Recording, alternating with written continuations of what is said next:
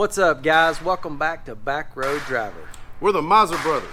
In this video, we're going to do 3 simple mods to our dad's 2021 first edition Ford Bronco.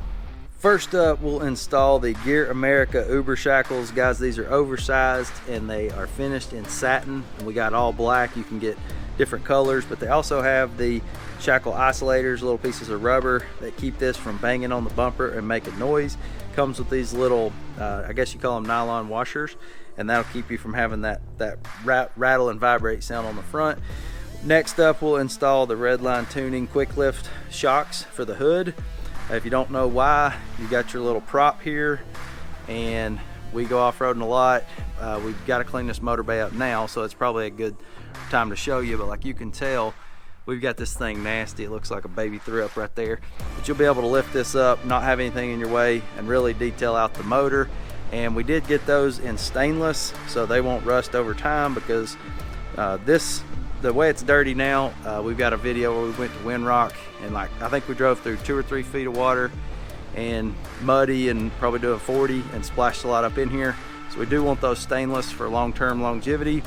And then last but not least, the JLT, I call it catch can. A lot of people call it catch can. It's also their 3.0 oil separator. That's like the official name for it. We're going to install that as well. We'll put a link down in the description for all these parts we use in this video. Let's go ahead and throw these on. So first thing, let's throw this isolator on. I think you can get these in different colors. So, you know, pick your passion. Just slide it in from the inside and boom, it's on there. And that's going to keep this from hitting anything. You know what? I think this is so easy. Brad could do it. Let's let him do this one. I resemble that remark. The reason I chose these, this is actually what I got Dad for Christmas. It comes with a little sticker here. Peel that off. You've got this little triangle shaped deal, and that is a lock to be able to hold your pin on. Now, I get it. People could jam a screwdriver in there a certain size and probably make it work. This just makes it a little bit harder for somebody to rip these off and be down the road with them quick. If they have to think too hard, as we know with most criminals, they don't like to think too hard. It'll make these a little bit harder to steal, because the nice pretty ones like this do get jacked quite often. A lot of people say that about a lot of Bronco parts. The fender covers on the front and rear can be popped off pretty easy. This is a first edition, so it has the Sasquatch package, and if you want the wide ones, you go up to somebody's Sasquatch Bronco and pop them off. So that kind of sucks, but to counter that on these shackles, that's why you've got the lock. Okay, because of the lock, you can't simply just twist this out. This lock here actually spins the opposite direction, so you can't go counterclockwise on that. You got to go clockwise to actually loosen it up. And then once that thing's loosened out right here, you can see the end of the pin, and then I can screw the pin out from this side. The pin threads are so tight now that you can't by hand very easily get that. You could take a tool to it on the outside, scratch them up obviously, and I think you know by now these are pretty cosmetic. If we were actually going to try to get unstuck, we would probably put the soft tow hooks on. These are very strong, but they can break, and if they break and it flies out and hits you wherever you're pulling something from, it's bad. So we'll probably use soft shackles in reality, but they look really good. You don't drive around with soft shackles on. Stick your pin in, break it loose, and now we've got our pin out of our shackle. We'll just decide how many of these nylon rubbery washers we want to use, and put this bad boy on to the hook, and it shouldn't scratch anything on the Bronco. So that's too wide, so I'm going to go ahead and drop one of the big ones out on both sides, and I may have to just drop one out on one side. So what I went with is a medium and a small washer. You can tell here we've got large, medium, and small. So I got the medium washer on the outside, small washer on the inside. Got everything lined up good. Still have to force just a little bit, get it to catch the other side of the shackle, and I'll show you kind of what the fitment's like here in just a second. So now you've got a little bit of movement here, but you don't have any back and forth. You don't have any slop going down the road. There's absolutely zero rattles, and that's one of the big complaints people have about shackles. I'm gonna throw the lock on this side now.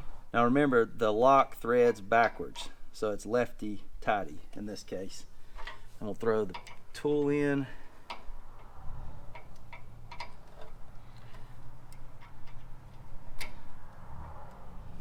Tighten that up just a little bit. Bad boy's on there. Now that I've got the other side on, it was a little bit tighter. What I was able to throw a little WD-40 on there, make it work just right. This does blend in with our front bumper quite a bit, but if you can't already tell, we have a stealth wrap. This is Stealth Expel PPF. We have a full video on that. You can watch it after this one. So this thing's whole MO, I guess, is a little bit more stealth, and so we didn't want big bright blue hooks or big red hooks up front. A lot of you guys like that stuff, so they do have that as well. Next up, we're going to install these hood struts. Now this is a no drill kit, so you don't have to worry about drilling into your new vehicle. You're going to need a 13mm socket, standard, and a deep well, and the rest of it's pretty straightforward. Let's get over here and put it on. We're going to take this ball joint, and you can see this piece on the back. That's going to catch on the back side of the hood here. It's going to be the second hole. You're going to slip it in, and then we're going to tighten it up. So we can do this by hand to get going here.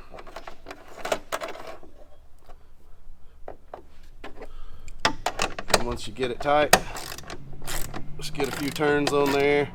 Don't think you got to have these on super tight. Don't want to crush anything. That's how easy that is, and you haven't drilled any hole. Now we're going to put these lower brackets on. And these are going to face inside the engine compartment. But what we're going to do is come in here, this bolt for the hood, it's right back in here. We're going to pull that out, put this on, and tighten it back down. Little ratchet fits in here nice, but needs a little oomph to get going.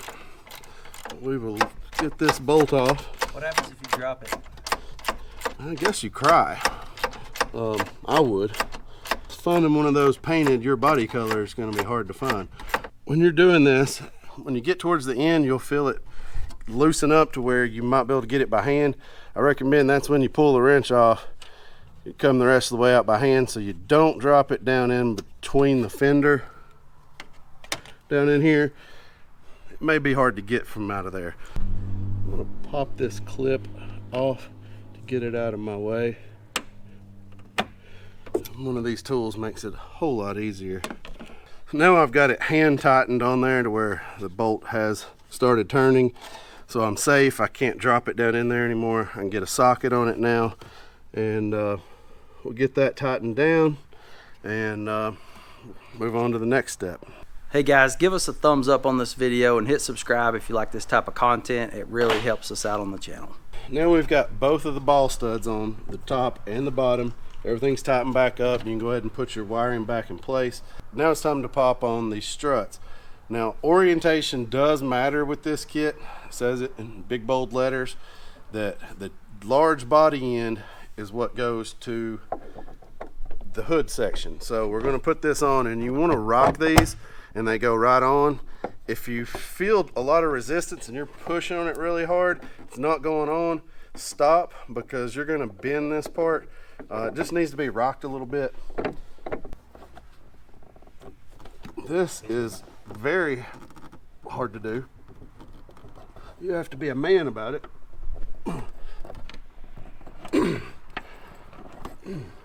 Ow. Ow. So this is interesting. The strut is obviously at full extension, and it takes a lot of power to pull it in to get it up here. So doesn't say anything in the instructions about it.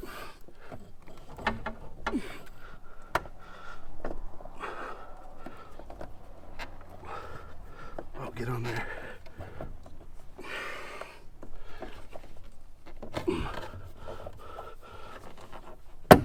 But man, once you get it on, it is a sense of euphoria like none other. I would say that is definitely the hardest part. I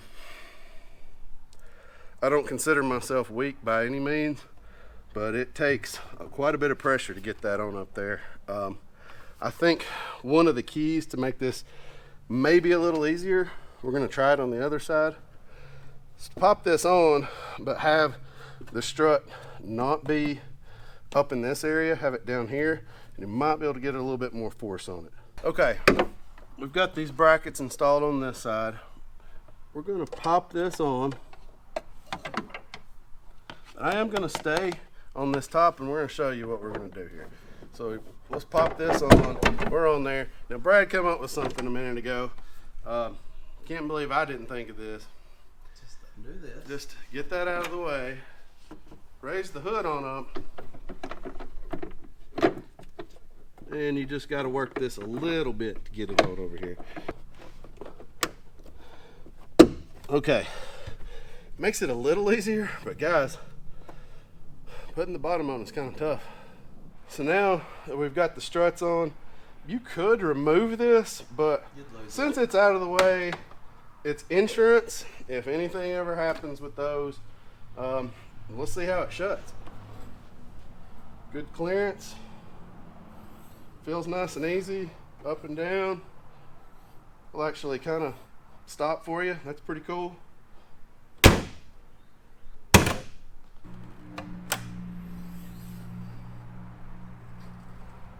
Nice and open feeling now.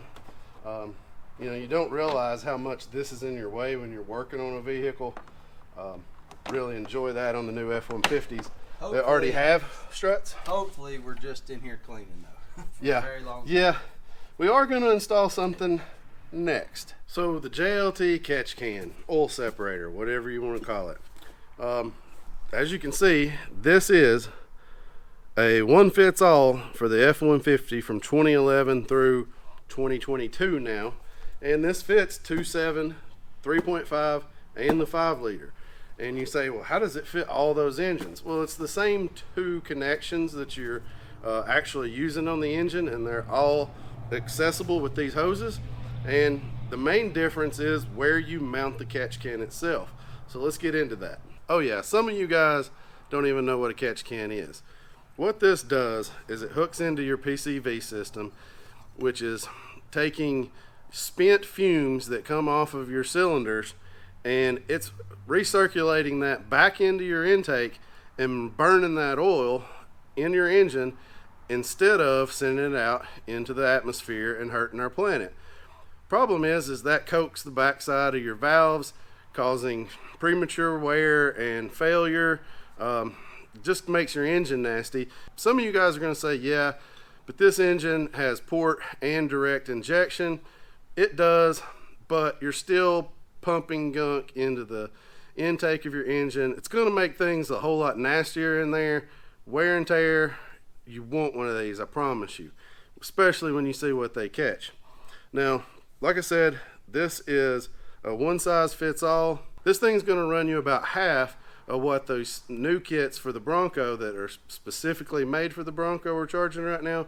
So this could save you a little bit of money. First things first, this is a 2.7 engine. So this hose assembly right here is what we're taking off. And you're just going to put your finger on the back of this little blue clip and pull off. Thing on the back of the blue clip and pull off. That easy. Put this somewhere safe, right what it is. If you ever trade in the vehicle or whatever and you've got another Ford product, you can take this with you. Just pop this back on. I've done it for several generations with my trucks now. To install this JLT mounting bracket, we're going to use this control module mount right here. Now, I've already pulled these two screws out. We're right here and right here. Once those are out, this just kind of lifts up. It's kind of hanging off of this thing, and this will allow you to get to the bottom side. What you're going to do is there's a nut on the bottom of this, and these are studs that are tack welded in from the factory. So once you take this nut off of the bottom of this stud, we're going to take our bracket, we're going to place it over that stud. And what we're doing, we tried different things. We've tried drilling a hole to get it on over here. What we found is we want to get on over here away from the rigid part of the hood and into this to where it's soft, because this is going to touch just a tad at this point, but this is going to get it way on over there. So once we put that on, tighten our nut back up, Put the nut back on good and tight.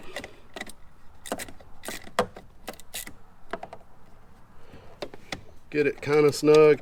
Doesn't have to be the snuggest bug in the rug, because we can have a little bit of play out here if we need to. So now we can mount this back up, put these 2 bolts in. So let's mount the catch can to the bracket now. You want to line it up to where the JLT matches here. You know, I tell you what, depending on what vehicle you're putting it on, you may want it in the other orientation to get your hoses in the right spot, but this works on this Bronco. Now I recommend you take these screws that come with the catch can and put them in by hand. Put the first one in and don't tighten it down. It's going to make it easier to line up the second one. And once you get them in by hand a little bit, don't use a drill for this part because you're going into aluminum. Just use a little screwdriver. That way you can feel when it's tight. No need to get super tight on these or anything. That ought to do it. So now that we're mounted here, we can hook these up. So if you read your directions, you'll know that the 90-degree end of the hose, so this hose, is going to go to your PCV valve, and that's going to be right like that, and that's going to come into this catch can, and it's then going to push those vapors back out of it after it's filtered them out. And the connector with the 45 is going to go to your intake. Now I'm going to route that right up through here, pop it on, and guys, that looks pretty factory to me. So now we've got this catch can installed, and yes, this is not a purpose-built kit. It is going to touch this surface a little bit, but let's lower it down and see what it looks like. And it might start to touch barely about right now, and we're almost got the hood shut. And as you guys can see, there's a couple inches of play in this. So basically the top of this is just barely gonna touch right there. This is also not very rigid. As you can see, the way this is mounted, it's very sturdy and not going anywhere. But because this bracket already has some play in it, this bracket has some play in it, this can move quite a bit, and this is not going to hurt anything long term. So I guess if you're a purist, you don't want anything to hurt your Bronco, go spend double for a purpose-built kit. If you want to save a little money, buy the JLT that fits on these, and this will do it for you. So now that you have this on, when you get your oil changed, ask the Ford dealership to empty your catch can. If they don't want to do that, it's simple. Twist this off, and guys, it's really fine. It feels really good, like a high quality part, because it is a high quality part. And after you get this all the way screwed off, you will have dirty, milky looking oil down in the bottom. And you just go empty that out. Don't wash it out with water and fill it up with water and put it back on. Just empty it out, screw it back on, and you should be good to go. If you were to forget to do that between oil changes, it's not the end of the world, but that's a good time to remember to do it, because you're already messing with your oil, and you're probably not going to change it at home. It's probably going to the dealership, but you could empty that before you went to the dealership, even if you were pretty anal about it and you want to see what it's collecting in here. Worst case scenario, you put this on and you forget for like 2 years to change this, and all that's going to happen is exactly what you were trying to keep from happening, which is a little bit of oil is going to go back through your system. And Ford's designed this engine to be able to do that. We're just a little bit crazier. We deal with a lot of high performance stuff, and we try to keep that kind of thing from happening. And on a first edition Bronco that we want to keep in tip top shape, this is just some good insurance to keep things a little bit cleaner. If you want to see more videos of mods and things we've done with this particular Bronco, we'll put that playlist right here over Sam's face, and we'll also put a link to that down in the description. We've got also videos on the 96 Bronco over here, and both of our trucks have superchargers, so it's a lot of fun. So check our other videos out, guys. We appreciate it. We'll catch you guys in the next one. Peace. Peace.